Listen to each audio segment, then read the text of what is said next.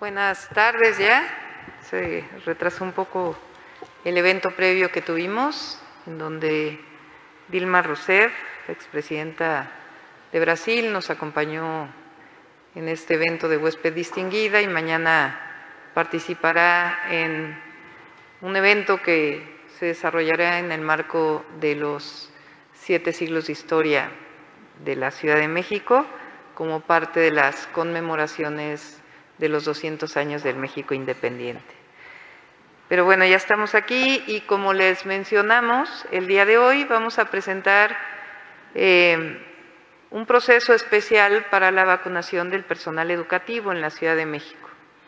El día sábado estaremos anunciando, como lo hacemos normalmente, con el doctor Borja y Cristina Cruz y nuestra Secretaría de Salud y Clark, ya los días de vacunación que le corresponden al personal educativo la próxima semana, las sedes, de igual manera a los de 50 a 59 años que continúan la próxima semana.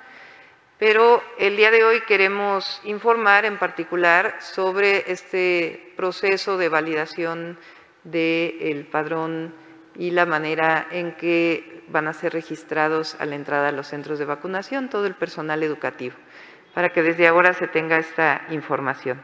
Y me acompañan el doctor Luis Humberto Fernández, que es la Autoridad Educativa Federal, como representante de la Secretaría de Educación Pública, y Eduardo Clark, que es de Gobierno Digital, de la Agencia Digital de Innovación Pública. Entonces, le pido, está nuestra Secretaria de Educación, Ciencia, Tecnología e Innovación, Rosaura, con nosotros también a distancia. Entonces, Luis Humberto, si nos quieres platicar cómo se formó el padrón de personal educativo que se va a vacunar la próxima semana. Recuerden, es desde preescolar hasta universidad y son escuelas públicas y privadas. Y posteriormente, Eduardo, para el esquema de registro de los centros de vacunación para personal educativo exclusivamente. Adelante. Muchas gracias, jefa, con su venia.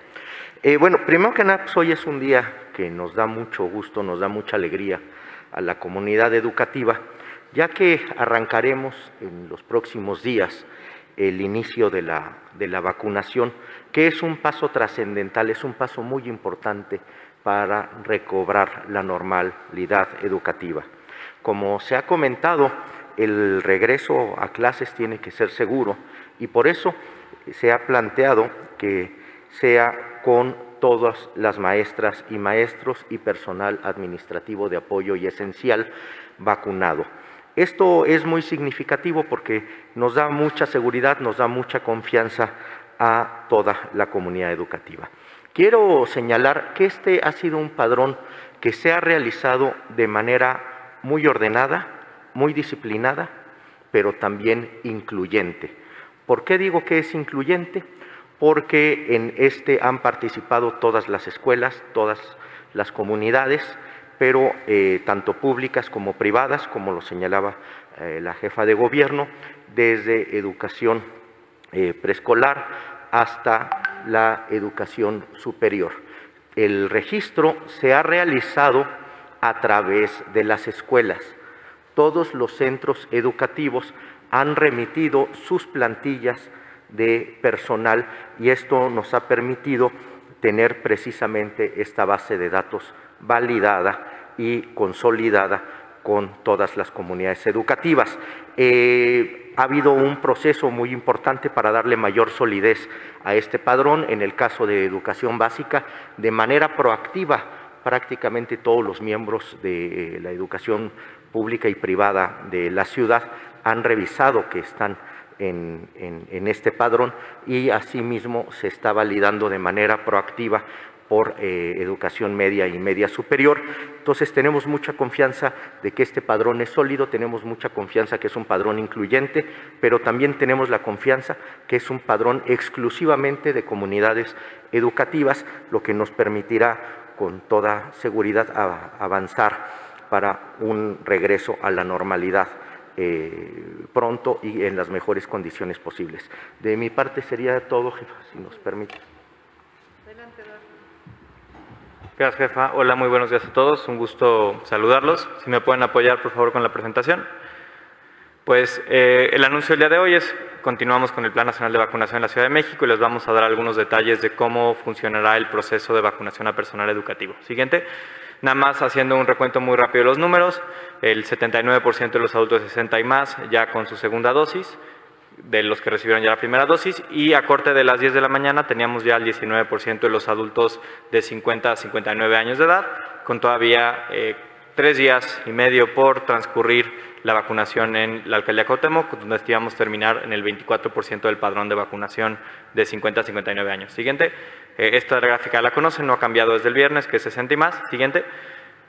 La que sí ha cambiado un poco es el porcentaje de avance en Cuauhtémoc, donde ya a las 10 de la mañana teníamos 14.023 personas vacunadas, ha subido un poco más en las últimas horas, desde que hicimos este cierre, pero ya vamos al 18%, 89% de Gustavo Madero, 93% en Contreras, 79% en Coajimalpa y 88% en Milpalta, del cierre del viernes. Siguiente. Ahora sí les platicamos del Plan Nacional de Vacunación para Personal Educativo. Como ya les comentaba el doctor Fernández, el día 15 de abril comenzamos de manera integrada entre los sectores de la Secretaría de Educación Pública, así como el sector educativo de la ciudad, liderado por la Secretaría de Educación, Ciencia, Tecnología e Innovación del Gobierno de la Ciudad de México, la integración de los padrones con todos los niveles educativos, desde educación básica hasta educación superior, en el cual se le pidió a cada centro de trabajo que nos integrara un padrón del personal que labora con ellos, así como sus datos de contacto y su CURP para validar la identidad de las personas. El 1 de mayo, hace un poco menos de 2 semanas, habilitamos el sitio para que el personal educativo se encontrara en el padrón de vacunación y si no lo encontrara, estas últimas 2 semanas, del 1 de mayo hasta el 14 de mayo, integrar el padrón final de vacunación para incluir a todas las personas que deben de estar en ese padrón. Es importante mencionar que los padrones de vacunación son integrados y además son responsabilidad directa de cada centro de trabajo educativo, así como de entregarlo a las autoridades correspondientes, tanto de la Secretaría de Educación Pública como el Gobierno de la Ciudad de México. Es decir, ellos directamente han integrado las listas de quién es el personal que labora en cada centro de trabajo educativo. Este sábado, 15 de mayo, estaremos liberando las citas de vacunación y dando la información específica de sedes, días, horarios, y sería el día que el personal educativo podrá ingresar y bajar su cita de vacunación, que ahorita veamos cómo se verá. Tenemos previsto iniciar el 18 de mayo la jornada de vacunación a personal educativo, y entre el 18 y el 22 podemos también dar atención e incorporaciones extraordinarias a padrón de personas que se hayan quedado fuera o no hayan podido mandar sus datos hasta el día de hoy. Siguiente. El Plan Nacional de Vacunación aquí en la Ciudad de México, hasta ahora hemos integrado un padrón preliminar de 304.378 personas registradas. Puede subir un poco, seguimos recibiendo de manera casi diaria información del padrón, de padrones de 1 o 2 personas por cada escuela, centro de trabajo que se van integrando y continuaremos esto en los siguientes días. Si ustedes son trabajadores del sector educativo o trabajan en general en un centro de trabajo educativo, verifiquen estar dentro del padrón. Ingresen a vacunación.cdmx.gov.mx, ingresen su CURP. En caso de estar incluido, verifican que sus datos están correctos y vuelvan a ingresar el 15 de mayo para descargar su cita de vacunación. Ahorita les daremos una demostración de cómo se ve el proceso. En caso de no estar incluidos, no se preocupen, pídanle a su centro de trabajo educativo ser integrados al padrón de vacunación antes del jueves, de este jueves 3, es decir, de mañana al mediodía, y si lo hacen antes de esta fecha límite, podrán encontrar su cita de vacunación el sábado 15. Si lo integran de manera posterior, estarán recibiendo la cita en el transcurso de los primeros días de la próxima semana. Siguiente. ¿Cómo será el proceso para recibir la vacuna como personal educativo? Primero que nada, y recalcando, es indispensable estar registrado en este padrón que se ha entregado a las autoridades educativas federales y del gobierno de la ciudad. Validar que estemos en el padrón y en caso de no estarlo, contactar a nuestro centro de trabajo. A partir del 15 de mayo van a ingresar a vacunación.cdmx.gov.mx, meter su CURP y van a descargar una cita de vacunación. La cita de vacunación va a tener el lugar, la sede más bien, la dirección del lugar, el día y el horario que les toca vacunarse. Es importante que imprimamos o llevemos en el celular, puede ser ambas, el QR y la cita que les vamos a dar. Ahorita van a ver cómo se ve. Finalmente, asistan a su cita de vacunación. Al llegar, los servidores de la Nación y de las ciudades van a pedir ver esa cita, la van a validar y van a cotejarla con una identificación oficial que incluya nombre y fotografía para ver que la cita corresponda con la persona que esté ahí. Entonces, estos son los pasos: descargar la cita, imprimir el código QR o llevarlo en el celular, como como el archivo que se les va a descargar y llevar esta identificación. También, si cuentan con la Cartilla Nacional de Salud, llévenla. Siguiente. Así se ve el documento que van a poder descargar ustedes. Es esta pequeña cita que incluye el nombre, el apellido paterno y apellido paterno de la persona, su CURP, su sede de vacunación, su fecha de vacunación y su horario. Y este código QR que nos va a servir a nosotros para validar que estén llegando a su cita y que la persona que está presentando es la persona que está integrada en el padrón. Entonces, recalcando, impriman esto o llévenlo en su celular, es un archivo que descargan, lo pueden tener en su celular y mostrarlo al llegar a la unidad vacunadora. Siguiente. También, una duda que hemos tenido, ¿qué pasa con el personal educativo que tiene entre 50 y 59 años de edad? Si ustedes son un trabajador del sector educativo que trabaja en la Ciudad de México y además tiene entre 50 y 59 años de edad y son residentes de la ciudad, tienen dos opciones a elegir para su proceso de vacunación. Una es vacunarse en este proceso que les hemos platicado a partir del 18 de mayo con su cita de vacunación descargada de vacunación.cdmx, o alternativamente también se pueden vacunar como personas de 50 a 59 años de edad en la alcaldía donde residan. Entonces, así como estamos vacunando en Cuauhtémoc esta semana, por ejemplo, si ustedes son personal educativo de 50 a 59 años de edad, pueden ir a vacunarse a Cuauhtémoc también y que de esta manera reciban la vacuna. Lo que sí es importante es no pueden combinar, no pueden recibir la vacuna de proceso de vacunación educativa y la de proceso de vacunación de 50 a 59 años. Para 50 a 59 años es el proceso que ya conocen, que hemos implementado ya con más de 2 millones de dosis en la ciudad, que es registrarse en Mi Vacuna, que se anuncie la alcaldía de residencia para ustedes y acudir de acuerdo a la cita que recibirán en SMS.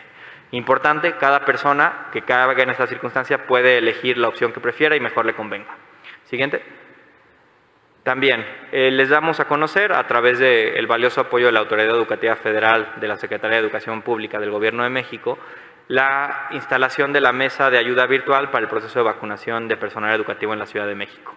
Si ustedes son personal educativo y no está en el padrón o sus datos están incorrectos, o si son alguna escuela, algún centro de trabajo educativo que no ha podido entregar su padrón, les pedimos que con todo gusto marquen a este número, al 55 71 00 49 38, de lunes a viernes, de 9 de la mañana a 4 de la tarde, o también pueden elegir enviar un correo a cada uno de estos 4 correos, depende del nivel de educación en el que estén. También tenemos mucha más información para ustedes de las fechas, proceso, la vacuna en general, en la página de vacunación.cdmx.gov.mx. Entonces, les pedimos ingresar ahí primero. Si no se les resuelve la duda que ustedes tengan, con muchísimo gusto los atendemos en este número y estamos a sus órdenes a partir del día de hoy.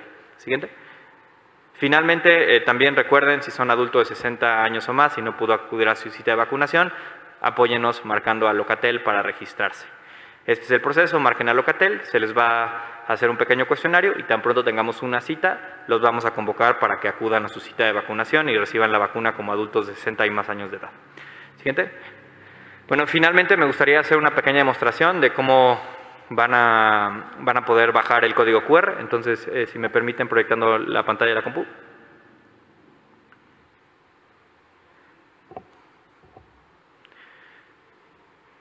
Listo. Entonces, así se ve el sitio de vacunación. Van a elegir hacer clic aquí donde dice personal educativo.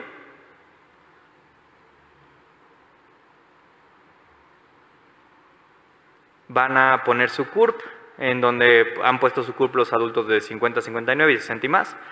Van a poner, no son un robot, nada más para validar en la página este proceso que ya conocen de seguridad.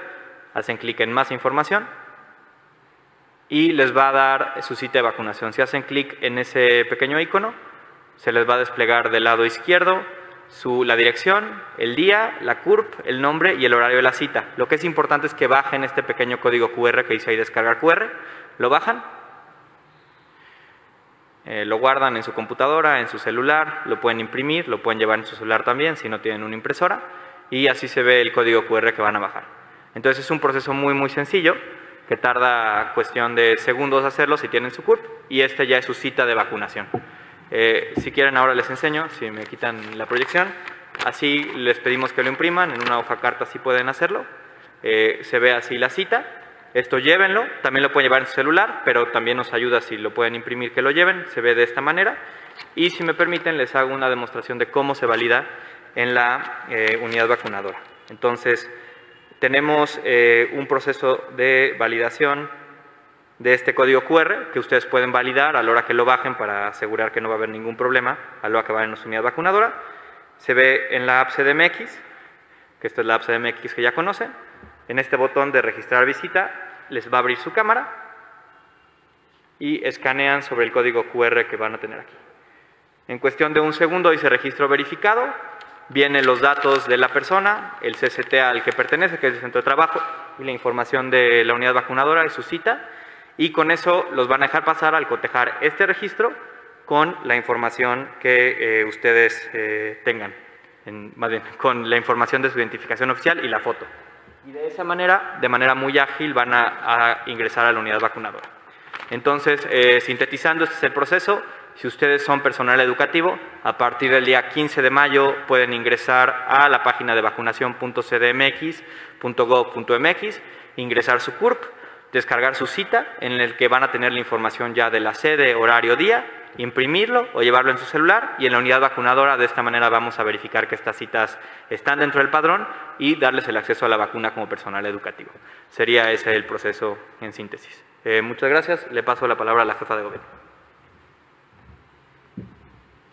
Pues esto es lo que les queríamos informar hoy. Recapitulando, ha sido un proceso de cerca de 3 semanas más o menos de trabajo de la Secretaría de Educación Pública, coordinada por ellos, en donde ha participado la Secretaría de Educación, Ciencia, Tecnología e Innovación de la ciudad, la DIP, para validar todos los padrones del personal educativo de la ciudad, desde preescolar hasta universidad, de escuelas públicas y privadas. Después se hizo un proceso de validación al que ustedes todavía pueden acceder para poder saber si están en el padrón. Si no se encuentra a través de su CURP, pueden hablar con su centro educativo para ver las razones por las cuales no se encuentra y poder ser incorporado. Y además, el día de hoy lo que mostramos es este modelo a través del QR, que nos va a permitir una agilización de ingreso a los centros de vacunación. Obviamente, quien no pueda hacerlo a través de su QR, de todas maneras va a haber una mesa para poder ingresar con su identificación vinculada con el padrón de personal educativo. Entonces, esto es muy importante. Las personas que se pueden vacunar del personal educativo tienen que estar inscritos en el padrón. Y el sábado ya vamos a dar toda la información de qué centros de vacunación van a ser, dónde van a estar, de qué horas a qué horas, y la dirección va a ser de acuerdo al centro educativo. Si ustedes, si algún profesor, profesora, maestro, maestra, personal administrativo que trabaje en una escuela, vive en el Estado de México, pero su centro educativo está en la ciudad, se puede vacunar en la ciudad. Somos también de las últimas entidades que está vacunando al personal educativo, así que no creemos que haya ningún problema. Entonces, esto es importante para que se vaya conociendo y que vayan familiarizándose con este esquema. Y el sábado, repito, informamos de la vacunación para personas de 50 a 59 años y los centros de vacunación del personal educativo. Antes de pasar a las preguntas, quisiéramos felicitar a enfermeros, enfermeras. Hoy es un día internacional, además de un evento que va a tener la Secretaría de Salud y los reconocimientos, particularmente ahora que ha sido un año muy difícil para todo el personal de salud, enfermeros, enfermeras, nuestro mayor agradecimiento, reconocimiento y todo lo que está de nuestra parte para agradecerles su gran colaboración. Y el día de hoy en las unidades de vacunación hicimos este reconocimiento particular a todos los enfermeros y enfermeras que están vacunando en los 2 centros de vacunación que están el día de hoy laborando para personas de 50 a 59 años. Así que un aplauso y un agradecimiento a enfermeras y enfermeras hoy en su día. Y también decirles que a partir del día de hoy ya inició la vacunación para mujeres embarazadas. Hasta ahora son 77 vacunas aplicadas a mujeres embarazadas. Pueden asistir a estos 2 centros de vacunación las mujeres embarazadas de la Alcaldía Cuauhtémoc.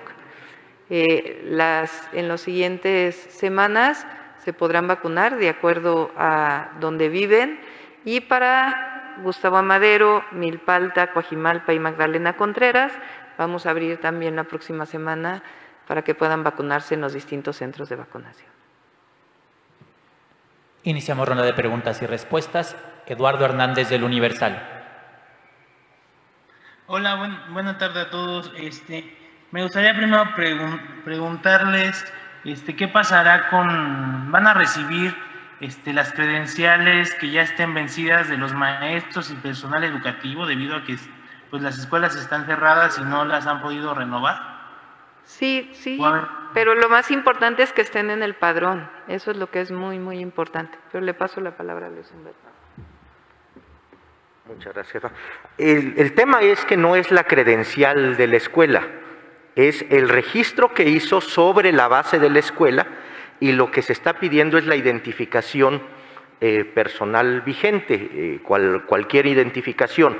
Entonces no es el tema la identificación de la escuela.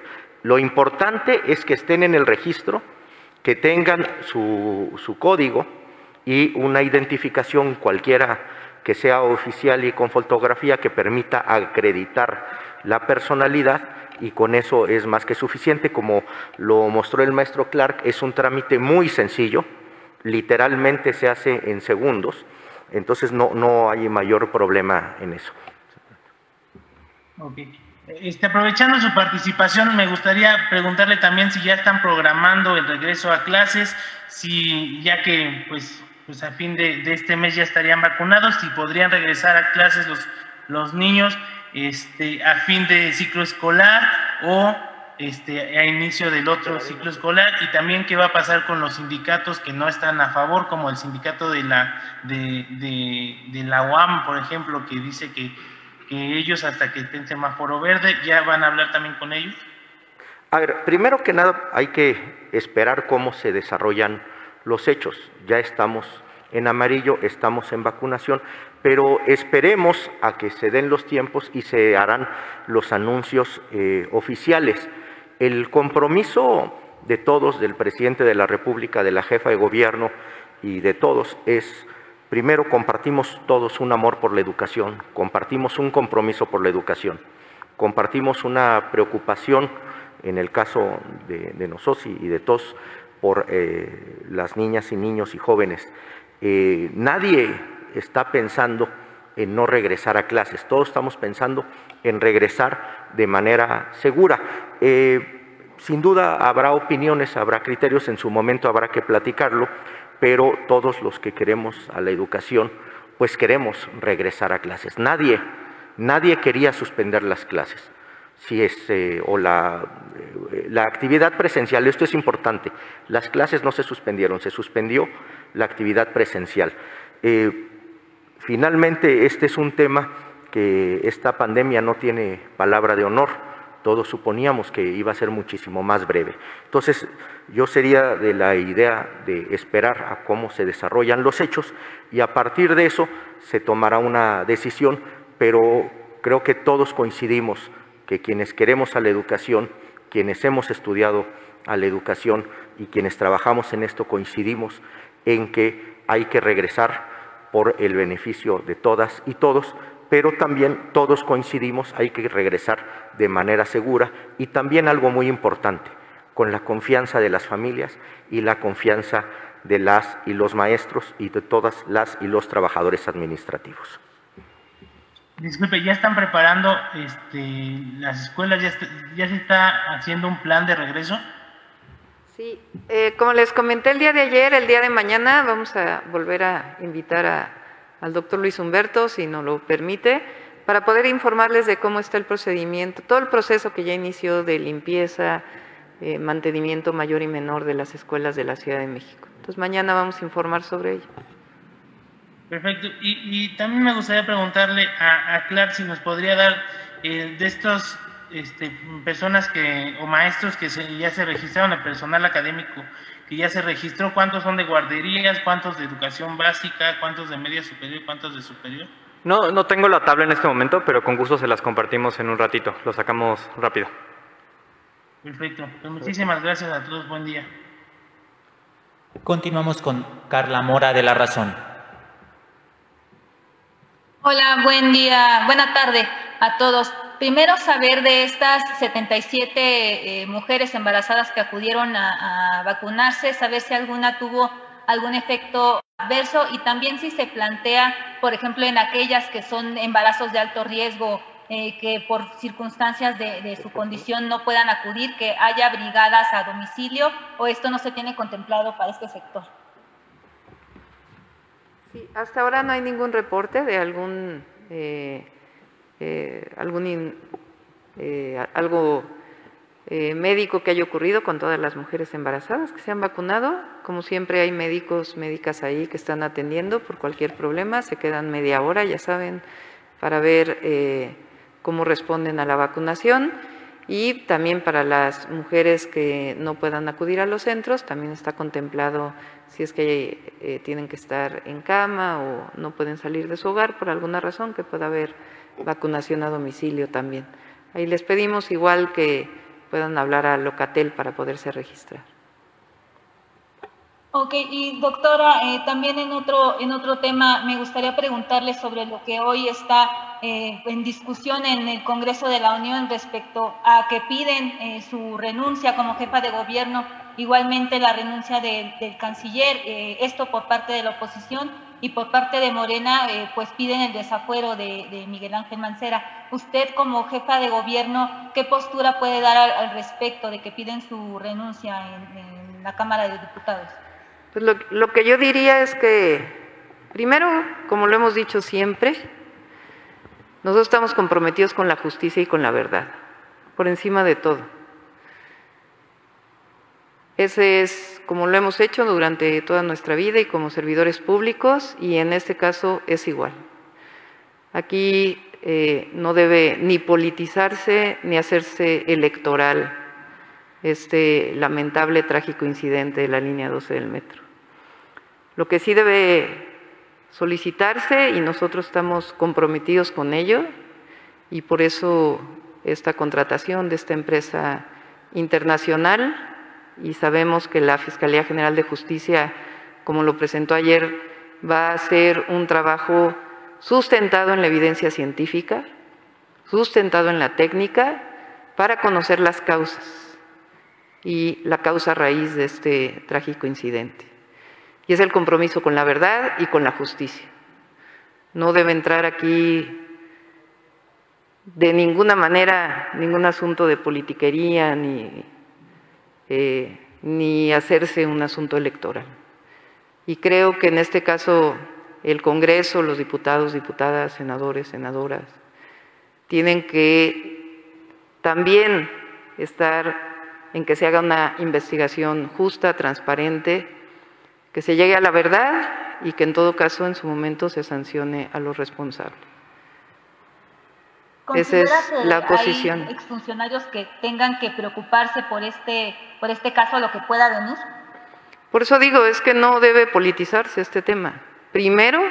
Lo primero es la atención a las víctimas, que es lo que hemos estado haciendo. Lo segundo es llegar a la verdad y que todos los peritajes se hagan con base en la evidencia científica de qué fue lo que ocurrió. Porque aquí hay 26 personas que perdieron la vida y es obligación y responsabilidad hacer una investigación sustentada en evidencia científica y en la verdad. Todo lo demás tienen sus razones o no, pero nuestra responsabilidad es llegar a la verdad y hacer justicia. Por último, doctora, saber si usted ve con buenos ojos también estas propuestas de tener comisiones especiales en los poderes legislativos. Ya cuando cerró la línea 12 en 2014, pues gran parte de la investigación se hizo por una comisión especial en la entonces Asamblea Legislativa.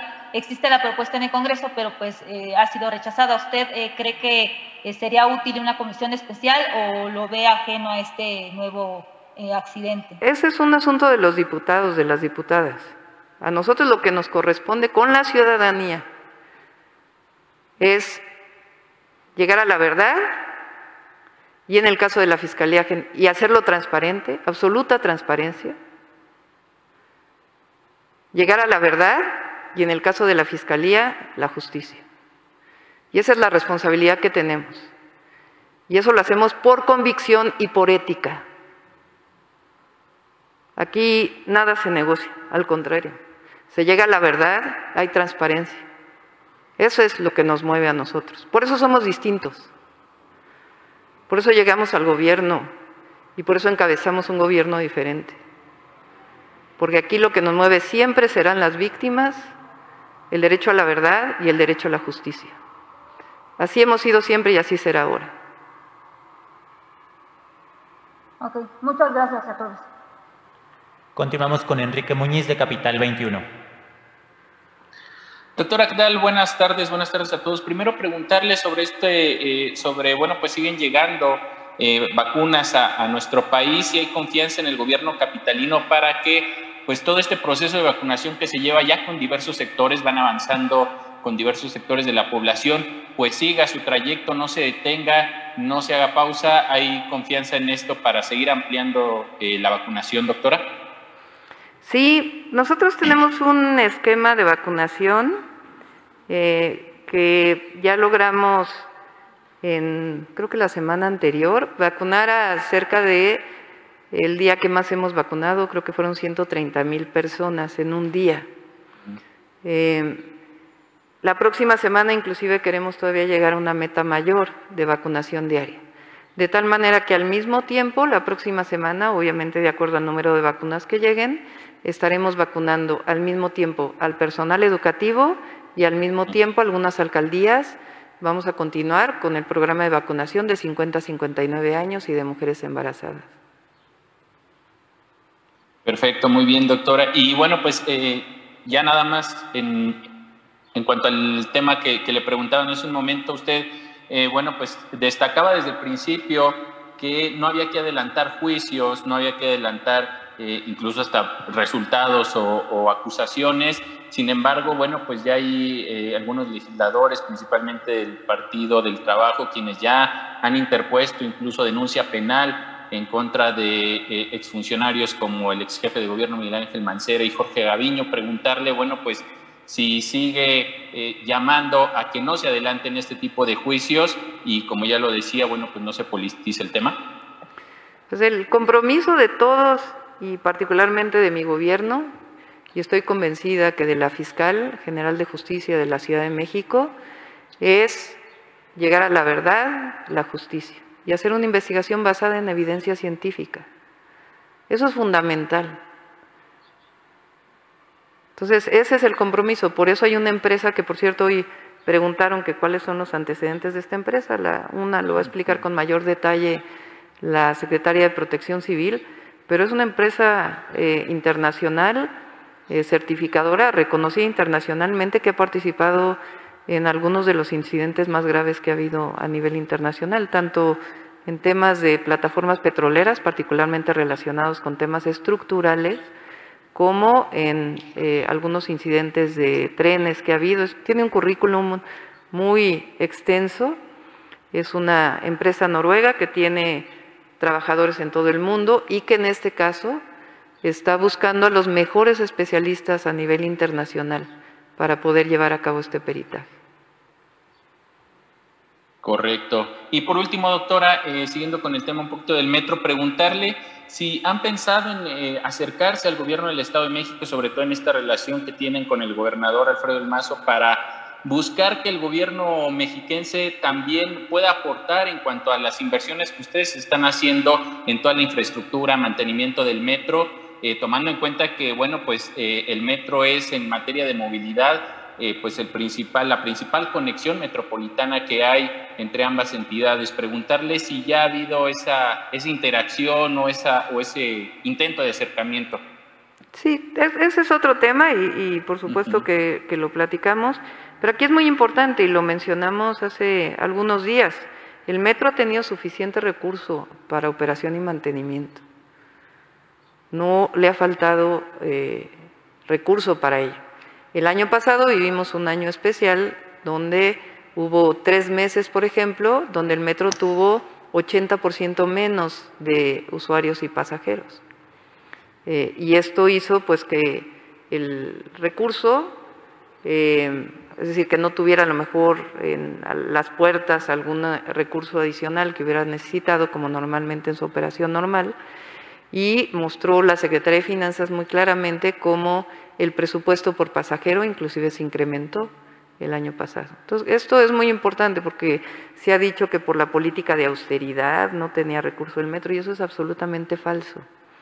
El metro ha tenido el recurso para mantenimiento que ha necesitado, y eso el año pasado inclusive, aun cuando se redujo sus ingresos propios porque no hubo suficientes pasajeros por la pandemia, aun cuando se redujo en 2,000 millones de pesos su ingreso propio, el gobierno de la ciudad dio este recurso como un subsidio para que pudiera seguir operando adecuadamente.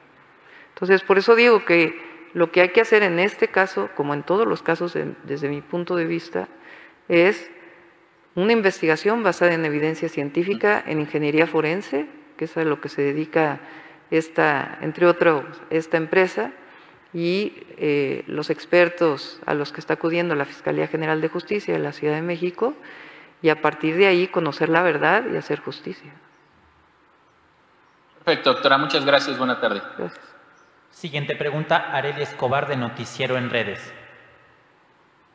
¿Qué tal? Muy buen día a todas y todos. En algunos estados donde se ha realizado la vacunación, se ha registrado el hecho de que algunos maestros de otras entidades vecinas que todavía no están en el calendario de vacunación se trasladan a estos puntos y se vacunan. ¿En la Ciudad de México habrá alguna restricción para que solo sean vacunados los maestros de esta ciudad? Difícilmente va a ocurrir eso en la ciudad porque somos de las últimas entidades que están vacunando personal educativo. De hecho, esta semana se está vacunando en el Estado de México. Ahora, va a haber muchas personas que trabajan en escuelas que aun cuando vivan en el Estado de México se vacunan en la ciudad. Hablo principalmente del Estado de México porque es pues la entidad donde sabemos todos que hay mayor número de personas que viven en la entidad y que se trasladan a la Ciudad de México. O al revés también, personas que viven en la ciudad y que trabajan en alguna escuela en el Estado de México. Entonces, en estos casos es de acuerdo al lugar donde trabajan. Entonces, evidentemente se va a vacunar a todos. Lo que estamos pidiendo, y es muy importante, es que se registren en el padrón. Esto es fundamental. Que si no están todavía, que se acerquen a su centro educativo para que se les pueda incorporar. Ok, la vacunación no solo será estrictamente para los maestros, ¿verdad? Sino que para secretarias, intendentes, choferes de transporte escolar. Sí, tienen que estar en el padrón, todos. Esa es la manera en que nosotros, obviamente es la indicación de la Secretaría de Educación Pública, pero la que nosotros validamos que en efecto son trabajadores de la educación, sean maestros, maestras o cualquier otro personal que trabaje en una escuela. Pero tienen que estar en el padrón. ¿Quién valida ese padrón? Pues el centro educativo. Okay. Bueno, tomando en cuenta que no es obligatorio que alguien se aplique la vacuna, si algún maestro decide no hacerlo por voluntad propia, ¿podría de todas formas asistir a impartir clases? ¿Cómo van a garantizar que las escuelas a los padres de familia, que sus maestros y personal están realmente vacunados? Esto pues por la seguridad de los alumnos y claro, sin que ello implique una violación a los derechos de quien libremente decidió no vacunarse. Sí, yo quisiera recordar lo que dijo el presidente de la República, que lo ha repetido en varias ocasiones. Primero, la vacunación es voluntaria, es el Programa Nacional de Vacunación y pues en la ciudad se ha vacunado alrededor del 85% de las personas de 60 y más años. En el caso de los maestros y maestras del personal educativo también es voluntario y también el posible incorporación de algunas actividades escolares en los próximos meses también será voluntario, hasta que la SEP no determine otra cosa. Entonces, esto es importante para tranquilizar a todos. Bueno, y por último, doctora, tiene que ver con la administración de Miguel Ángel Mancera. Sabemos que falsearon información con la reconstrucción de viviendas pues, después del sismo. El padrón estuvo incluso, por ejemplo, después del terremoto, Jorge Gaviño, quien era director del metro en el 2018, presumió que durante la administración de Mancera pues, se habían realizado el reforzamiento del tramo donde precisamente fue el accidente. Pero hoy, pues, este personaje es candidato del PRI, del PAN y del PRD. ¿Se le piensa citar a declarar también de ser necesario o ya se le ha requerido? Pues eso depende de la Fiscalía.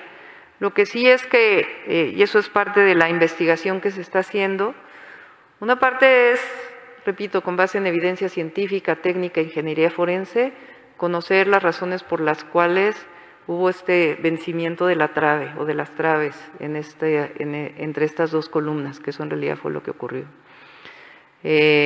Con toda la investigación y en su momento pues ya se dará a conocer por parte de los peritajes.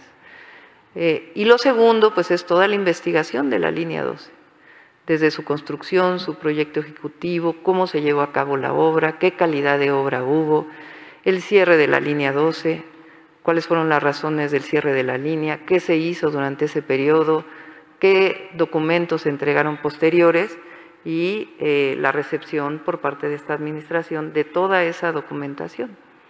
Entonces, todo eso tiene que ser parte de la investigación y al mismo tiempo, en su momento, pues tiene que hacerse transparente también para que cualquier ciudadano o ciudadana lo pueda revisar, lo pueda ver, que no sea un asunto que quede cerrada a la opinión pública, sino por el contrario, que se conozca toda la información. Hay, precisamente por la historia de la línea 12, miles y miles y miles de reportes asociados. Entonces, el trabajo que tiene que hacer la empresa, el propio Colegio de Ingenieros que está revisando la parte elevada y la parte subterránea que no fueron parte de falla de estas traves, tienen que conocer también pues el proyecto ejecutivo, la realización de obra, aparte de la revisión física que están haciendo, de encontrar vulnerabilidades y de hacer pues un estudio todavía mayor de esta zona. Entonces todo esto forma parte evidentemente de la investigación y ahí es donde en su momento pues cuando salga el peritaje, desde mi perspectiva, pues tiene que haber total transparencia para que la gente sepa que realmente lo que se está diciendo en este peritaje pues está sustentado en esta evidencia científica, ingeniería forense, etcétera. Muchas gracias. Continuamos con Carlos Navarro del Heraldo. Buenas tardes a todas y todos. Me gustaría preguntarle al doctor Luis Humberto si nos puede recordar cuántos planteles educativos hay en la Ciudad de México y cuántos alumnos hay en esos planteles educativos. Bueno, muchas gracias por la pregunta. Hay 4.002 escuelas en 2.300 planteles educativos. Dirán, ¿por qué la diferencia? Porque recuerden que hay edificios, escuelas, que tienen dos escuelas albergadas, que tiene un nombre en la mañana, otro nombre en la tarde. Además tenemos algunas que son para adultos y de alumnos, incluyendo los de escuelas particulares, estamos cerca de 1.500.000 estudiantes. Ok, muchas gracias. Y aprovechando que está en el micrófono, si nos podría compartir, con la pandemia hubo padres que se quedan con el mismo ingreso. Preguntarle si hay un cálculo aproximado de cuántos alumnos se mudaron de escuelas privadas a escuelas públicas en el ciclo escolar que ya está por culminar. Mira, el cambio, a ver, hay dos cosas, es una pregunta muy importante. El cambio básicamente se da en el proceso de inscripción. Y sí hay una cantidad importante, no creo que ahorita es el momento para apreciarlo, porque además va fluctuando. Hay que acordarnos que ahorita pues se regresó a distancia. Muchos optaron precisamente por el modelo a distancia pues, a inscribirse en escuelas públicas mientras se regresaba a la actividad física. Entonces, por eso quiero ser muy prudente con la cantidad, porque no sabemos al momento del regreso físico cuántos vayan a regresar físicamente a los planteles. Lo que han dicho muchas familias es, si van a acabar viendo la televisión, pues mejor los inscribo en una pública, y ese es el caso. Pero estamos seguros que tendremos una mayor claridad cuando se regrese a clases. Pero lo que es importante de tu pregunta es que la escuela pública está abierta para todos en todo momento. Entonces, si algún padre de familia tiene algún problema en mantener a su hijo en una escuela privada, se pueden hacer inscripciones extraordinarias en la escuela pública. La escuela pública garantiza el derecho a la educación de todas y todos los niños y niños. Entonces, quien esté en ese problema puede acercarse a través de la página de la autoridad educativa y se podrán hacer estas inscripciones extraordinarias. Ok, sí, o sea, sin darnos el dato exacto, podríamos decir que está el cambio de alumnos de escuelas privadas a públicas entre los 10,000, entre los 100,000. No, mira, no es un regateo, sino que tenemos que ser muy serios con las cantidades, porque con eso hacemos la planeación educativa. Sin duda son números significativos, pero a mí me gustaría esperar a hacer un corte de caja. Nosotros tenemos las inscripciones, obviamente, pero también nosotros tenemos la esperanza, tenemos la seguridad, tenemos la evidencia de que muchos de las familias que durante la pandemia se inscribieron o cambiaron a escuelas públicas, regresarán a escuelas privadas. Lo que es importante es que la escuela pública está abierta. Ya habrá el momento de hacer un corte de caja, porque también es muy importante mantener el funcionamiento de las escuelas privadas. Ofrecen un servicio educativo que apoya a la educación. Entonces, yo esperaría a la reapertura para hacer un corte de caja y poderte ofrecer un dato que no me gustaría ahorita dar una cifra, y en 2 meses, 3 meses o en el inicio del próximo ciclo va a parecer que hay una inconsistencia.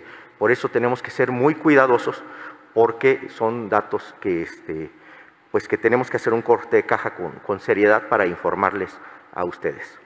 Ok, gracias. Y bueno, ya va más de un año que las clases no son presenciales, son a distancia. Si saben si hay un nivel alto de deserción ante esta situación en la Ciudad de México. Sí, tenemos muy claro. De hecho, tenemos documentado no solo quienes están en deserción, sino también quienes están en riesgo. Pero aquí hay un tema que es muy importante. No son estadísticas, porque estamos hablando de personas. Si nosotros comparamos la inscripción del año anterior a la pandemia, esta inscripción, la variación es realmente poca. Pero ¿por qué nos importa? Porque tenemos muchas niñas y niños que no han mantenido un contacto permanente con los docentes. Tenemos otros que nada más han presentado evaluaciones y no les ha ido tan mal. Tenemos quienes tienen un contacto permanente, pero además hay quienes están en riesgo que han reprobado los 2 periodos anteriores. ¿Cuál es el tema más importante ahorita? Es no cerrar la escuela para que quienes están en riesgo o no han mantenido el contacto puedan reincorporarse. El hecho de que la inscripción no haya bajado nos muestra 2 cosas. En primero, que hay la voluntad de seguir estudiando. Obviamente, en un momento tan difícil, tan doloroso como el que estamos, a muchas familias se les complica mantener a las niñas y niños en la escuela. Pero aquí también debo de acotarlo. En la Ciudad de México no hay pretexto para no seguir estudiando. La jefa de gobierno apoya con una beca mensual, apoya con los uniformes. O sea, la cantidad de apoyos que se pierden estando fuera de la escuela es muchísimo más alto de lo que se pudiera lograr, además de la gran pérdida, porque alguien que deserta de la escuela, pues es en cierta forma abdicar a una posibilidad de futuro mejor. Entonces no hay pretexto para no seguir estudiando.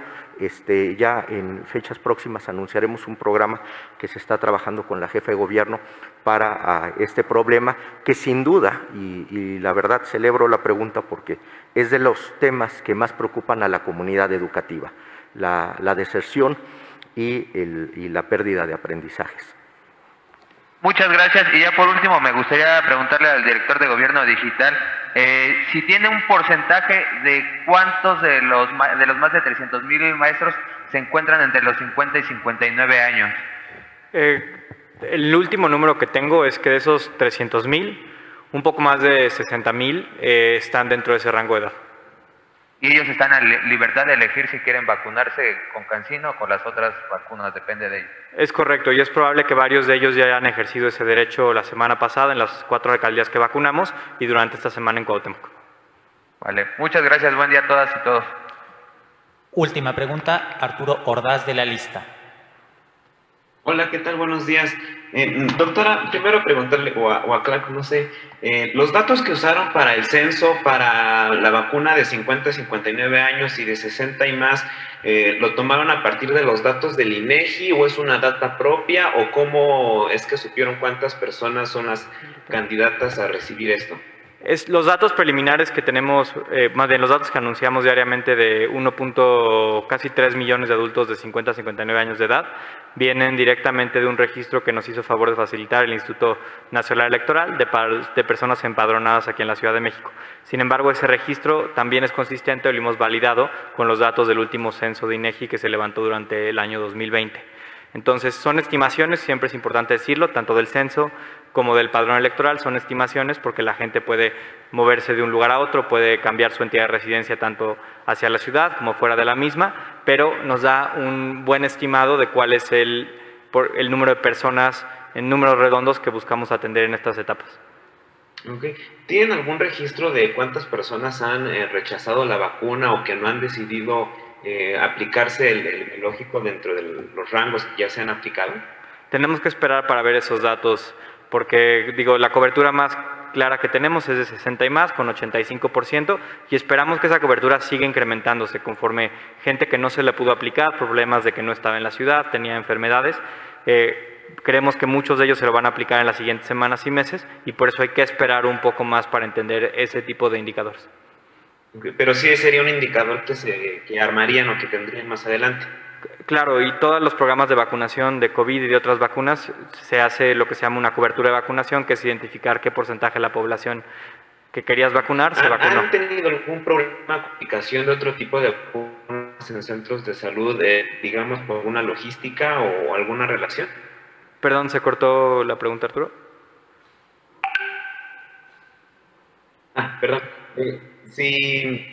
¿Han tenido problemas con la aplicación de otro tipo de vacunas en algún centro de vacunación, digamos, o ha inferido la vacunación de COVID en la aplicación de otro tipo de biológicos? No es algo que yo tenga información para comentar. Le paso por...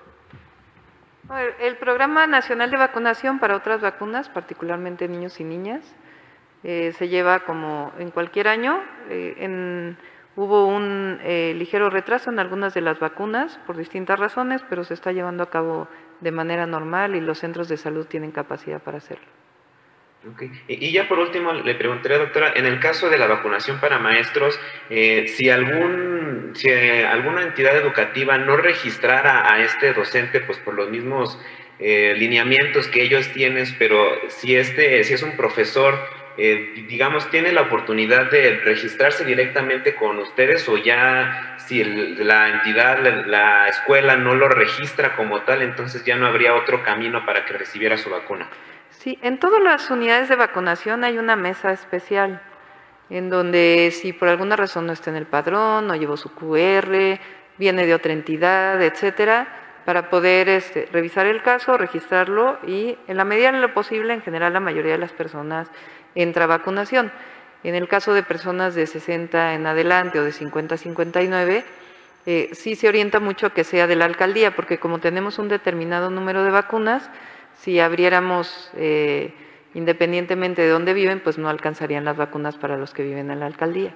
Pero en todos los casos hay una mesa que coordinan los servidores de la Nación, en donde hay ciertos criterios y en general, pues obviamente el derecho a la vacunación es universal y depende de cada uno si se quiere vacunar o no.